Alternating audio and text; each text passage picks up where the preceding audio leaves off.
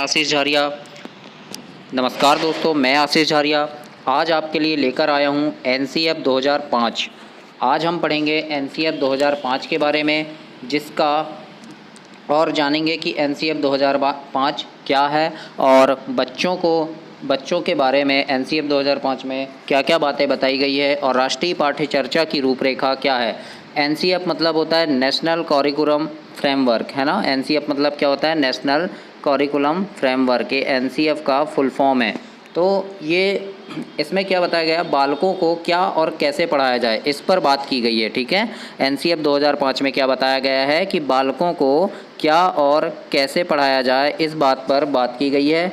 तो इसमें बताया गया है, ये है एक नेशनल करिकुलम फ्रेमवर्क। ये आपके टीईटी एग्ज़ाम के लिए बहुत महत्वपूर्ण है। जैसे सीटेट हो गया, यूपी टेट हो गया, रीट हो गया, एमपी टेट हो गया, हर टीईटी एग्ज़ाम में यहाँ से नेशनल करिकुलम फ्रेमवर्क एनसीएफ 2005 से 1 या 2 नंबर के प्रश्न जरूर पूछे जाते हैं। तो ध्यान से पढ़िएगा और आइए समझते हैं कि एनसीएफ 2005 क्या है और क्या क्या बातें एनसीएफ 2005 में बताई गई है। तो ध्यान से पढ़ना और आइए समझते हैं। देखो, बालकों को क्या और कैसे पढ़ाया जाए, बालकों को क्या और कैसे पढ़ाया जाए, ये बात एनसीएफ 2005 में बताई गई है राष्ट्रीय पाठ्य चर्चा की रूपरेखा में। ठीक है, और इन्हीं विषयों पर ध्यान केंद्रित करने हेतु यह एक दस्तावेज है। कौन से विषयों पर? कि एक बच्चे के भविष्य के लिए उसे कैसी शिक्षा देनी चाहिए और बालक को क्या पढ़ाना चाहिए और कैसे पढ़ाना चाहिए, इन विषयों पर ध्यान केंद्रित करने के लिए ये क्या है, ये एक दस्तावेज है। कौन? एनसीएफ 2005। ठीक है, इसमें नेक्स्ट पॉइंट देखते हैं। एनसीएफ 2005 का जो उद्धरण है, मतलब एनसीएफ 2005 यानी कहाँ से लिया गया, क्या सोचकर उसे बनाया गया, तो ये रविंद्रनाथ टैगोर जी के एक निबंध है। रविंद्रनाथ टैगोर जी का एक निबंध है जिसका नाम है सभ्यता और प्रगति। क्या नाम है? सभ्यता और प्रगति। तो रविंद्रनाथ जी के एक निबंध सभ्यता और प्रगति से इसका उद्धरण लिया गया है। किसका? एनसीएफ 2005 का। ठीक है, तो ये बात याद रखना, एग्जाम में बहुत बार पूछ चुका है इससे पहले भी कि एनसीएफ 2005 का उद्धरण कहाँ से लिया गया है। तो ये रविंद्रनाथ टैगोर जी के एक निबंध सभ्यता और प्रगति से लिया गया है। ठीक है, इसके बाद नेक्स्ट पॉइंट देखते हैं कि एनसीएफ 2005 का अनुवाद जो है ये संविधान की 8वीं अनुसूची में दी गई सभी भाषाओं में किया गया है। ठीक है, 22 भाषाएं संविधान की 8वीं अनुसूची में हैं और उन सभी 22 भाषाओं में एनसीएफ 2005 का अनुवाद किया गया है। ठीक है, और ये क्या है, ये विद्यालयी शिक्षा का अब तक का सबसे नवीनतम दस्तावेज है। याद रखना इस बात को कि विद्यालयी शिक्षा का अब तक का सबसे नवीनतम दस्तावेज कौन सा है, तो एनसीएफ 2005 है। ठीक है, याद रहेगा। ठीक है, आइए इसके बाद नेक्स्ट पॉइंट देखते हैं कि मानव संसाधन विकास मंत्रालय की पहल पर, किसकी पहल पर? एनसीएफ 2005 जो है ये मानव संसाधन विकास मंत्रालय की पहल पर प्रोफेसर यशपाल की अध्यक्षता में एनसीएफ 2005 की रूपरेखा तैयार की गई है। किसकी अध्यक्षता में? याद रखना, प्रोफेसर यशपाल की अध्यक्षता में एनसीएफ 2005 की रूपरेखा तैयार की गई है। आपके एग्जाम के पॉइंट ऑफ व्यू से बहुत ज़्यादा इंपॉर्टेंट है ये कि किसकी अध्यक्षता में की गई, तो प्रोफेसर यशपाल की अध्यक्षता में। ठीक है ना। हाँ, अब आइए, अब इसके आगे हम देखते हैं कि प्रिंसिपल ऑफ एनसीएफ 2005, है ना। यानी एनसीएफ 2005 में क्या क्या सिद्धांत बताए गए और उन सिद्धांतों पर स्कूल विभाग काम करता है। ठीक है, तो इसे हम जानते हैं। पहला क्या बताया गया है इसमें कि ज्ञान को स्कूल के बाहरी जीवन से जोड़ा जाए, है ना। क्या बताया गया? ज्ञान को स्कूल के बाहरी जीवन से जोड़ा जाए। यानी बच्चों को ये इसमें ये बताया गया है कि बच्चों को जो शिक्षा दी जाती है स्कूल में, वो सिर्फ स्कूल तक ही सीमित ना हो। स्कूल के बाहरी जीवन में उनके समाज में क्या हो रहा है, घर परिवार में क्या हो रहा है, आसपास की बातें, इन सारी चीज़ों के बारे में भी उनको शिक्षा दी जाए। तो यही बात बताई गई इसमें कि ज्ञान को स्कूल के बाहरी जीवन से जोड़ा जाए। ठीक है, दूसरी बात इसमें बताई गई कि पढ़ाई जो है रटंत प्रणाली से मुक्त हो। यानी बच्चों को ऐसी बातें बताई जाए कि वो उसे रटे ना, बल्कि उसे समझे और समझकर जाने कि ये क्या है और कैसे है। तो ऐसी शिक्षा दी जाए, ये बात बताई गई एनसीएफ 2005 में। ठीक है, इसके बाद पाठ्य चर्चा पाठ्य पुस्तक केंद्रित ना रहे। इसमें ये बताई गई कि जो पाठ्य चर्चा बनाते हैं वो सिर्फ पाठ्य पुस्तक केंद्रित ना रहे, यानी पाठ में जो दिया गया है, पुस्तक में जो दिया गया है, सिर्फ उतना ही ना पढ़ाया जाए, बल्कि उसे समाज में बाहरी जीवन से जोड़कर भी बताया जाए, उनके घर से, खेलकूद से, इस इस प्रकार से यानी और भी कई गतिविधियां देकर और उसे समझाया जाए और पढ़ाया जाए। ये बात एनसीईएफ 2005 में लिखी गई है। इसके बाद बताया गया है कि कक्ष को गतिविधियों से जोड़ा जाए, लेकिन और इसे लचीला बनाया जाए, है ना। कक्षा कक्ष को गतिविधियों से जोड़ा जाए का मतलब ये है कि बच्चों को सिर्फ पढ़ाना ही नहीं चाहिए, बल्कि उन्हें पढ़ाई के साथ साथ अन्य प्रकार से खेल कूद हो गया, समय समय पर उन्हें खेल में भी शिक्षा दी जानी चाहिए। तो ये होता है अन्य गतिविधियां भी उन्हें करवाई जानी चाहिए। कक्षा कक्ष को गतिविधियों से जोड़ा जाए, इसका मतलब यही है, ठीक है। इसके बाद देखते हैं, राष्ट्रीय मूल्य के प्रति आस्थावान विद्यार्थी तैयार हों या राष्ट्रीय महत्व के बिंदुओं को पाठ्यक्रम में शामिल किया जाए। एनसीईएफ 2005 में ये अच्छे से बताया गया है। मुख्य बात ये है कि जो विद्यार्थी इसमें तैयार होंगे वो आस्थावान हों अपने और इसमें क्या है, राष्ट्रीय महत्व के बिंदुओं को पाठ्यक्रम में शामिल किया जाए। आस्थावान हो मतलब कि विद्यार्थी न केवल पुस्तक पढ़ के रटे ना, बल्कि उस चीज़ को समझे और अपने देश में क्या हो रहा है, देश विदेश की बातों को जाने, देश में कैसे क्या हुआ, इन सारी बातों को जाने वो। तो ये है कि राष्ट्रीय महत्व के बिंदुओं पर भी चर्चा की जाए, ये बताया गया है एनसीईएफ 2005 में, ठीक है। इसके बाद आगे देखते हैं इसके महत्वपूर्ण तथ्य क्या हैं। तो एनसीईएफ 2005 का जो मुख्य उद्देश्य था ये था जीवन एवं ज्ञान के मध्य दूरी को कम करना था। क्या था? जीवन और ज्ञान के मध्य की दूरी को कम करना था, और इस प्रक्रिया में बच्चों के विद्यालयी जीवन को बाहरी जीवन से जोड़ना था। ये अभी हमने पहले पढ़ा, ठीक है, वही बात ये हाँ बताया गया है। इसके बाद है कि एनसीईएफ 2005 प्राथमिक शिक्षा में लागू किया गया था। इसके माध्यम से विद्यार्थी को रटने की प्रणाली से मुक्त करना था। तो ये भी बात अभी हमने पढ़े कि रटंत्र प्रणाली से मुक्त हो शिक्षा, ऐसी शिक्षा दी जानी चाहिए, ठीक है। फिर इसके बाद देखते हैं कि एनसीईएफ का निर्माण जो है एनसीईआरटी ने किया है। इस बात को याद रखना, ध्यान से नोट कर लो, लिख लो कि एनसीईएफ का निर्माण किसने किया है? एनसीईआरटी ने किया है। ये प्रश्न पूछ सकता है आपको, है ना। और क्या है इसके आगे है कि इसको पूर्ण करने का कार्य निदेशक प्रोफेसर कृष्ण कुमार ने किया, ठीक है। ये बात याद रखना, इसको पूर्ण करने का कार्य किसने किया? निदेशक प्रोफेसर कृष्ण कुमार ने। अभी हमने क्या पढ़े थे कि प्रोफेसर यशपाल की अध्यक्षता में एनसीईएफ 2005 की रूपरेखा तैयार की गई थी। तो प्रोफेसर यशपाल कौन थे? इसके अध्यक्ष थे। लेकिन ये पूछ ले कि इसके निदेशक कौन थे, किसके निर्देशन में ये कार्य किया गया? तो प्रोफेसर कृष्ण कुमार के नेतृत्व में ये कार्य किया गया, ठीक है, याद रखना। और इसका निर्माण किसने किया था? एनसीईआरटी ने। बहुत सारे प्रश्न आपके क्लियर हो रहे हैं धीरे धीरे, और इन्हें अच्छे से याद रखना, अच्छे से पढ़ना। इसके बाद क्या बोला है कि इसका जो प्रमुख लक्ष्य था क्या था? आत्मज्ञान, या अर्थात विद्यार्थी को अलग अलग अनुभव का अवसर प्रदान करना था, ठीक है।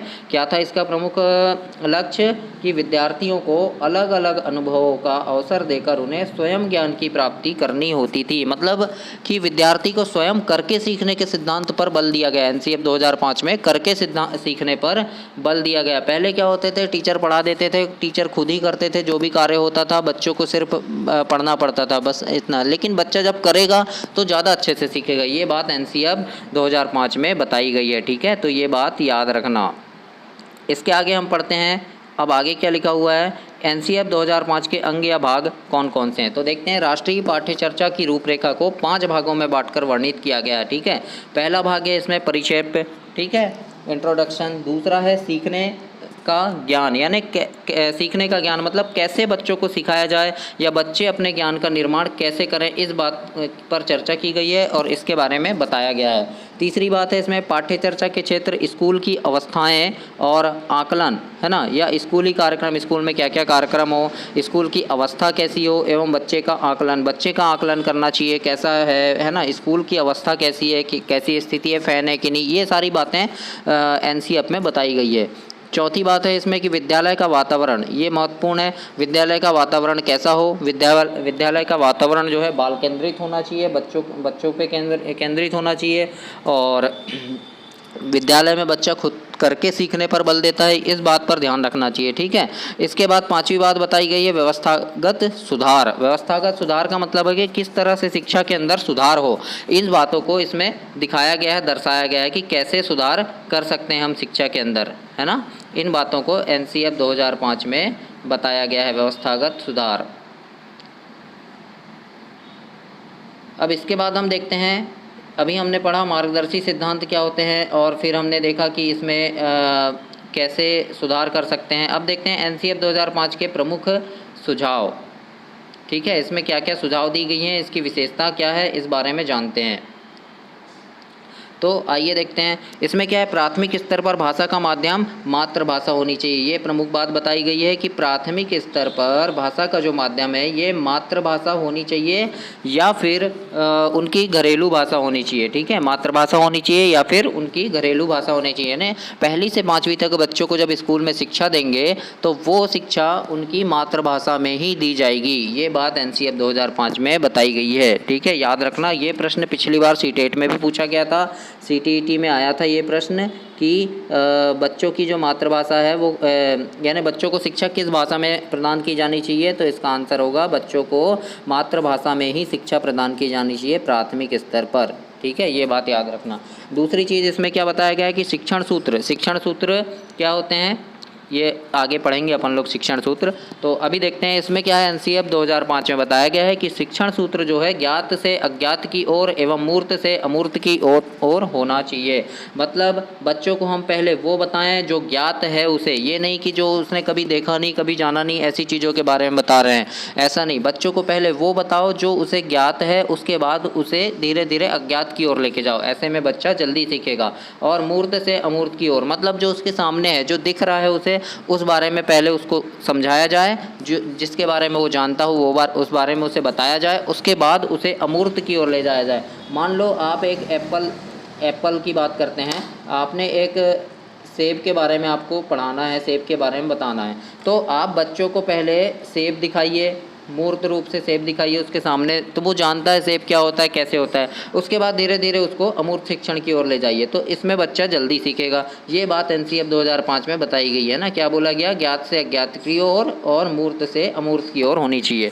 तीसरी बात इसमें बताई गई, सूचना को ज्ञान मानने से बचा जाए, यानी टीचर को जो है मेमोरी लेवल पर नहीं पढ़ाना चाहिए, है ना। शिक्षा को ज्ञान मानने से बचा जाए एवं रटन प्रणाली से मुक्त किया जाए। ठीक है, फिर इसमें बताया गया विशाल पाठ्यक्रम व मोटी किताबें जो होती है शिक्षा प्रणाली की असफलता का प्रतीक है। किसमें बताया गया है, एनसीएफ 2005 में बताया गया है। याद रखना, ये क्या बताया गया है कि विशाल पाठ्यक्रम जो होते हैं ना, ज़्यादा बड़ा पाठ्यक्रम ना हो और मोटी मोटी किताबें ना हो, कम हो लेकिन सुटेबल हो, अच्छी हो, ज्ञानवर्धक हो, ऐसी बातें एनसीएफ 2005 में बताई गई है। ठीक है, इसके बाद हम देखते हैं कि पाठ्यचर्चा का अर्थ, है ना। पाठ्यचर्चा का अर्थ क्या होता है, तो पाठ्यचर्चा जो है ये अंग्रेजी के करिकुलम का हिंदी रूपांतरण है। ठीक है, पूछ लेता है कभी कभी कि पाठ्यचर्चा किस भाषा का शब्द है, तो करिकुलम का जो हिंदी रूपांतरण है, और जो करिकुलम है ये लैटिन भाषा के शब्द करियर से बना है। ठीक है, और जिसका अर्थ होता है रेस कोर्स। ठीक है, अर्थात दौड़ का मैदान। ठीक है, याद रखना इस बात को, ये पूछ सकता है कि इसका अर्थ क्या होता है, तो दौड़ का मैदान होता है। ठीक है, और इससे पहले पूछा भी है, रीट की एग्जाम में आया है ये वाला क्वेश्चन, राजस्थान टीईटी में पूछा गया है कि इसका अर्थ क्या होता है, तो इसका अर्थ होता है दौड़ का मैदान। ठीक है, याद रखना। अब इसके आगे पढ़ते हैं हम, इसके आगे देखते हैं क्या बताया है हमें कि जो इसका जो पाठ्यक्रम है कैसा होना चाहिए, इसके बारे में हम देखते हैं कि अब तक कितनी बार एनसीएफ की रूपरेखा तैयार की गई है, इस बारे में जानते हैं। ठीक है, तो अब तक भारत में अब तक एनसीएफ की रूपरेखा 4 बार तैयार की जा चुकी है। कितने बार, 4 बार तैयार की जा चुकी है। कब 1975 में एक बार की गई, फिर 1988 में की गई, 2000 में की गई और 2005 में। सबसे पहली बार 1975 में की गई थी, ये प्रथम रूपरेखा थी। ठीक है, उसके बाद दूसरी बार कब किया गया, तो दूसरी बार राष्ट्रीय पाठ्यचर्चा की रूपरेखा तैयार की गई 1988 में, दूसरी पाठ्यचर्चा। याद रखना, पूछ सकता है कि एनसीएफ मतलब राष्ट्रीय पाठ्यचर्चा की रूपरेखा की दूसरी बार तैयारी कब की गई, तो याद होना चाहिए आपको 1988 में की गई। ठीक है, उसके बाद तीसरी बार कब किया गया, तो तीसरी बार किया गया इसे 2000 में, और चौथी बार कब किया गया, 2005 में। ठीक है, याद रखना, चौथी बार कब किया गया, 2005 में किया गया। तो ऐसे याद रखना इसे। ठीक है, इसके बाद एनसीएफ 2005 के अध्यक्ष कौन है, अध्यक्ष अभी हमने पहले पढ़े थे कि प्रोफेसर यशपाल शर्मा इसके अध्यक्ष हैं। ठीक है, अध्यक्ष थे किसके, एनसीएफ 2005 के, कौन, प्रोफेसर यशपाल शर्मा। ठीक है, इसके बाद देखते हैं इसमें सचिव कौन है, तो श्वेता उत्पल जो है एनसीएफ 2005 की सचिव थी। ठीक है, प्रोफेसर यशपाल शर्मा कौन अध्यक्ष और सचिव श्वेता उत्पल। इसके बाद हम देखते हैं कि भाषागत अशुद्धियों को दूर करने का कार्य किसने किया, तो भाषागत अशुद्धियों को दूर करने का कार्य किया नामवर सिंह ने। याद रखना, नामवर सिंह नाम है इनका, नामवर सिंह। इन्होंने क्या किया, इसमें जो भाषागत अशुद्धियाँ थी एनसीएफ 2005 को बनाते समय जो भी भाषागत अशुद्धियाँ आई उसको दूर करने का कार्य किया किसने किया, नामवर सिंह ने किया। और एनसीएफ 2005 के गठन में प्रोफेसर यशपाल के नेतृत्व में एक संचालक समिति का गठन किया गया था। ठीक है, और इस समिति में जो सदस्य थे, कितने सदस्य थे, 35 सदस्य थे। इस बात को याद रखना, कितने सदस्य थे, 35 सदस्य थे। और जो एनसीईआरटी के जो सदस्य थे इसमें क्या थे, दो प्रकार से थे, एक एनसीईआरटी के थे और जो इस समिति के थे वो अलग थे। तो एनसीईआरटी के इसमें कुल कितने सदस्य थे, एनसीईआरटी के 3 सदस्य थे और 35 सदस्य जो थे इस समिति के थे। ठीक है, तो इस बात को याद रखना। और इस प्रकार जो कुल टोटल सदस्य थे एनसीएफ 2005 में वो थे 38। ठीक है, कितने सदस्य थे, 38। तो इस बात को याद रखना, एनसीएफ 2005 में कितने सदस्य थे, कुल पूछे तो 38 है, और अगर पूछ लिया एनसीईआरटी के कितने थे तो 3 सदस्य थे। ठीक है, याद रखना इस बात को। और इसका गठन किसने किया था, संचालक समिति। ठीक है, और ये इसके जो अध्यक्ष थे वो थे प्रोफेसर यशपाल। एनसीएफ 2005 के निर्माण की जो स्वीकृति है CABE द्वारा दी गई थी। ठीक है, central adviser board of education, इनके द्वारा दी गई थी। और एनसीएफ 2005 की समय समय पर समीक्षा एनसीईआरटी द्वारा की जाती, किसके द्वारा की जाती है, एनसीईआरटी द्वारा की जाती है। इस बात को याद रखना, समय समय पर समीक्षा किसके द्वारा की जाती है, तो एनसीईआरटी द्वारा की जाती है। इसमें आइए अब हम देखते हैं कि एनसीएफ में जो भाषा सूत्र है वो कितना है, त्रिभाषा सूत्र है। कितना सूत्र बताया गया है, त्रिभाषा सूत्र। कौन कौन सा, मातृभाषा, राष्ट्रीय भाषा और अंतर्राष्ट्रीय भाषा। तो जो सबसे पहले है क्या होगा कि बच्चा जब पढ़ने जाएगा तो सबसे पहले उसे शिक्षा उसकी मातृभाषा में दी जाएगी या स्थानीय भाषा में दी जाएगी। ठीक है, जैसे गुजराती, मराठी, पंजाबी जो होती है ना वहाँ की स्थानीय भाषा, जिस क्षेत्र में बच्चा पढ़ रहा है उस क्षेत्र की जो भाषा होगी उस भाषा में दी जाएगी, या फिर स्थानीय भाषा में दी जाएगी या मातृभाषा। ठीक है, उसके बाद दी जाएगी राष्ट्रीय भाषा में, राष्ट्रीय भाषा मतलब हिंदी में। ठीक है, उसके बाद तीसरा है अंतर्राष्ट्रीय भाषा अंग्रेजी। तो ये है एनसीएफ कितने भाषा सूत्र का है, तो त्रिभाषा सूत्र है। ठीक है, इस बात को याद रखना। एनसीएफ 2005 को 17 राज्यों द्वारा स्वीकार किया गया था। पहले कितने द्वारा 17 राज्यों के द्वारा, याद रखना 17 राज्यों द्वारा स्वीकार किया गया था।